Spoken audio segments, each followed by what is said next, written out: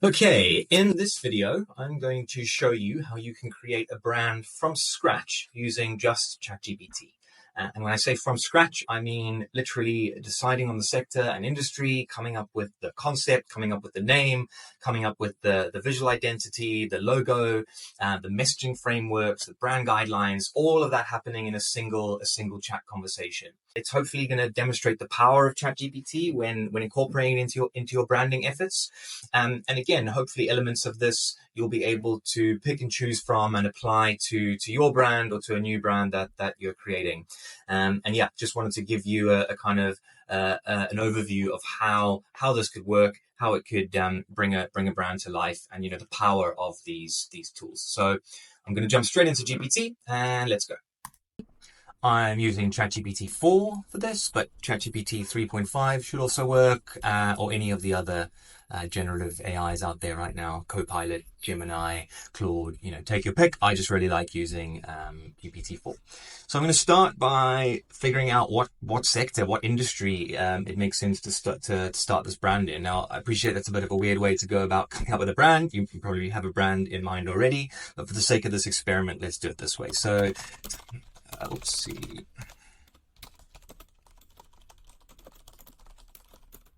Okay, so what are we getting if we ask it for trending topics or sectors? Sustainability and eco-friendly products, that makes sense. Health and wellness, technology and innovation. Yeah, remote work solutions. Okay, that makes sense. E-learning and online education, personal development and finance. Okay. I quite like the idea of sustainable or eco-friendly brand. I think we should get some nice kind of imagery and stuff out of that. So let's first one, brainstorm ideas. Zero waste home good rather. Yeah, I mean, pretty done. Sustainable fashion lines, eco-friendly personal care, green outdoor gear. Green would basically be competing with Patagonia. Sustainable packaging solutions, eco-friendly pet products, plantable products. Okay, well, what do you think makes the most sense? Honestly, if you're struggling, sometimes just lean onto GPT and it'll do it for you. Okay, so it's going to give us a bit more research here. Okay, so we're getting a bit of an explanation for all of these, which is not exactly what I asked for. Let's just go, okay, please pick the best one, the one with the most commercial viability, interest, ease of getting off the ground, etc. Okay, I mean, it looks like it's just telling us to do this zero waste home goods. Okay, fine, let's do that, please. Now, come up with a few specific brands that could, ideas that could work. Be interesting, different, non-generic, and different. Okay, so what are we getting here? Brand that only sells zero waste products but also integrates smart technology to help consumers measure their waste reduction and environmental. Think smart compost bins, reusable containers with tracking capabilities for savings on waste. Okay, that's kind of smart. Reroute, a brand focusing on products that are not just zero waste but also contribute positively. Each product from kitchenware is designed to be compostable and comes embedded with seeds. That's quite cool. Ancient wisdom. Offering products from that's all right. Zero waste. I quite like this reroute idea. Okay, let's go with reroute. First, check if the name exists. So, unless GPT does a search of the internet or it's like a very popular name or brand, it's not going to know. So you actually needed to go out there and check. And what have we got? The name reroute already exists. Small company that creates handcrafted functional goods. I see. They focus on, okay, given that, please suggest alternative names. Check if any of those are taken. Okay, well, in that case, I think EcoBlue might be our best bet. It's not the most creative name in the world. I think if we kept pushing GPT, we could come up with some more stuff. But for the sake of this, let's go with it because again, we're trying to do this quickly and not get bogged down in the details here.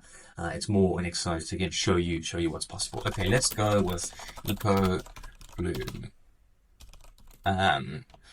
Flesh out brand narrative. Come up with slogan. Etc. When you don't know what to put into GPT, just honestly say etc. And it tends, I think, will just kind of bolt stuff on. Okay, so here we go. We're getting our mission statement. We're getting our vision statement. We're getting our brand values. Now, again, keep in mind that ChatGPT is an aggregator. Ultimately, it's taking everything it can find on the internet and coming up with stuff based on that. But what that means is it can just be an amalgamation, something a bit generic. So while this can often be a good start, it's more. I found it more valuable to use as a baseline to then build on, rather than just kind of take this and run with it. But this is pretty good. EcoBloom is dedicated to nurturing a healthier planet by transforming everyday living into sustainable practice. We believe in the power of small changes. But okay, so this is all looking a bit lofty. But I want to just get a bit of a kind of more concrete feel for what this brand actually does. So we've got our product philosophy, our vision statements, our mission statements, but what is this brand actually doing? That's obviously going to help us inform the logo, the visual identity, the brand guidelines, and whatnot. Okay, cool. Please create some visual inspiration. And then I'll prompt it to give us a logo as well. Yeah, I mean that's pretty nice. But kind of generic. But yeah, maybe like a cover page on the website or something like that. That could actually make sense. Yeah, not bad. Still got the distinct hints of AI to it, but it's not a bad image. And let's see what it comes up with the logo. That is pretty good actually. Okay, so from this, I'm going to say, that's great. How about full color palette? I've never actually used GPT to try and do this before. I'm not actually 100% sure what's going to come out of this. And I think it's worth noting here that, look, you would need editable versions of these logos. So there's a few options for what you could do there as well. You could, one, go and recreate them. Copy that icon out, remove the background, turn it into a vector graphic. You can do that in Illustrator.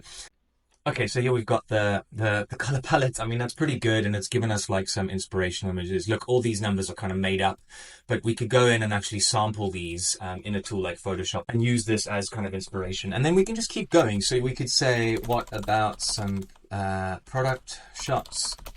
Okay, and then how about brand guidelines? Now, there are a few tools online you can go and use for brand guidelines.